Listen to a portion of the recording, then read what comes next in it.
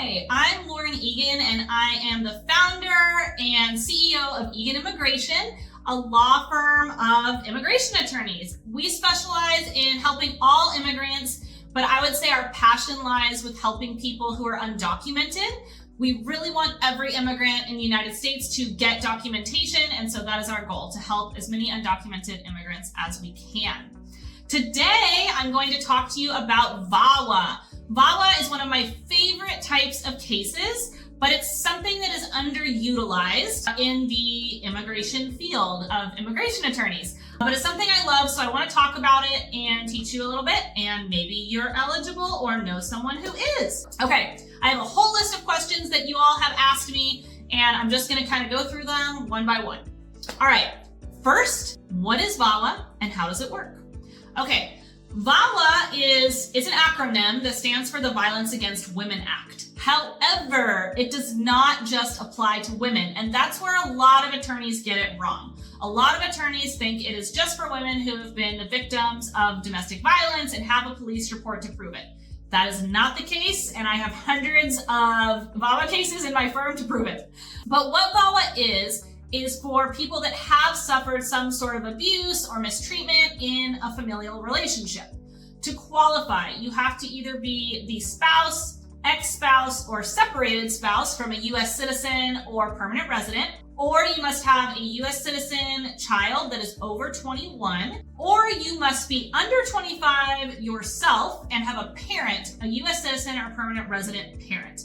If you fall into one of these categories, then you have met the first step for being eligible for VAWA. The next step is to prove that there was some sort of abuse or mistreatment in the relationship. And I think that brings me to one of my next questions, which is, how do I demonstrate that I was a victim of mistreatment or abuse in this relationship? So one of the things that I love about VAWA is that you don't need any evidence except for your word. So we help you write a declaration, 100% truthful. We're very ethical at this firm, but it is a declaration based on your word. And the immigration officers who review VAWA cases are trained to understand that the victim of abuse or trauma or mistreatment usually doesn't have evidence. So they know that they can approve a case based only on the word of the immigrant.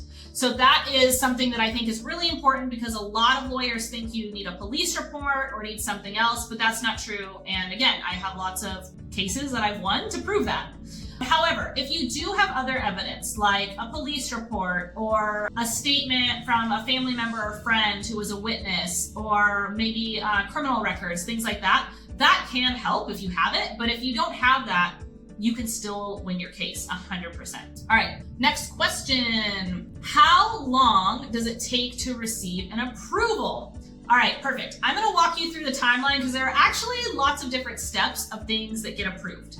So when I file a VAWA application in my firm, I file the VAWA, permanent residence, work permit, and travel permit petitions all together. Not every lawyer does that. I completely disagree. I think it's better for my clients to file it all at once, because then you get your permits a lot faster.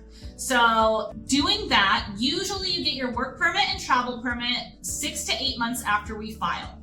Then also around that time, you get a prima facie. That is a letter saying that your case has been not pre-approved, but essentially they've looked and seen that you meet the most basic requirements. And so once you have that prima facie, you're eligible for certain government benefits. It depends on your state. Every state will have different things, but it might be like housing, food stamps, things like that, that you weren't eligible for before. You might now be eligible for those things with the prima facie. So then the next step is the VAWA approval itself. That usually takes about 3 to 4 years to go through. During that time, you'll have your work permit and travel permit, and you can keep renewing those. Lately, the work and travel permits have been getting approved for 5 years, which is a brand new thing. Before it was about 2 years, so we were definitely having to do renewals. But now it's 5 years, so hopefully you won't even have to renew before your VAWA is approved. And then the next step would be permanent residence. Not all of our clients are eligible for permanent residence, and I'm going to talk about why in a minute, but most of them are. And so those clients are then going to wait about 6 months to a year to have an interview and get their permanent residence approved. Some cases get approved without an interview. There's really no rhyme or reason to it. It's just like kind of random who gets an interview and who doesn't. But it usually takes about 6 months to a year. And then down the road, you will be eligible for citizenship as well. So it's a wonderful option, has a full pathway to citizenship. And as I'm going to touch on here in a minute, you can do all of this even if you enter the United States illegally or without inspection. So let me jump to my next question here, which is, what are the benefits? Okay, I kind of went through this. The first one is, after I received the approval, how long does it take for permanent residence? So I kind of touched on that, about 6 months to a year. And then what are the benefits of VAWA? I also touched on that, but I will reiterate because they are so wonderful.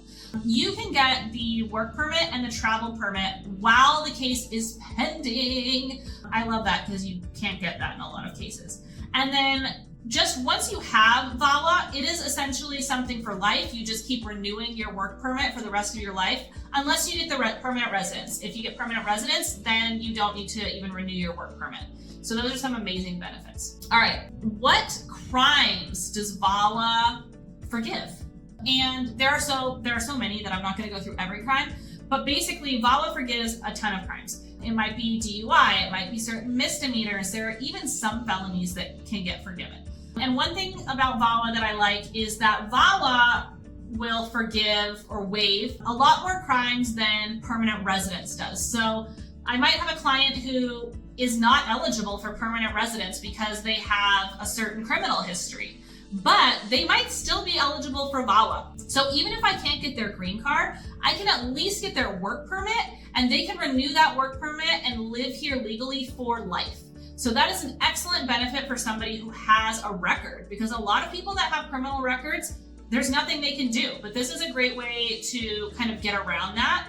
And I love it especially for my clients who have like an old history of an old criminal record, like maybe they've totally reformed, but immigration never forgets. So this is a way to get some sort of benefit and have documents here in the US. All right, and then the next question is, if I enter the United States illegally, do I still qualify for VAWA? Yes! And this is like my favorite part, because most of our clients did enter illegally. They entered without inspection, they have raised families here, they've been here a long time, and under most other types of immigration options, they don't qualify because of that.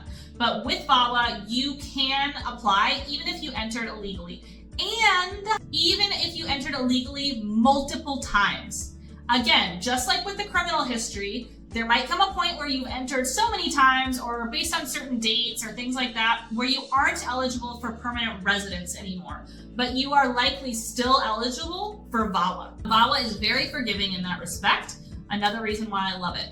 And in both of those scenarios, you can still get your work permit while the case is pending and your travel permit while the case is pending, because a lot of times we fight for the permanent residence up until the end. And if you have permanent residence pending, then you can get those work and travel permits. So that is excellent for people who have entered undocumented. Most of my clients have been to, 1, 2, 3 other lawyers who've like, no, you entered without inspection. Like, sorry, like there's nothing we can do. There is, in fact, it's called VAWA. But then my last question is, all right, so what if I don't qualify for VAWA? Do I have any other options? Yes, and I'll be making more videos about these, but one of my other favorites and very common options for my undocumented clients is the T visa.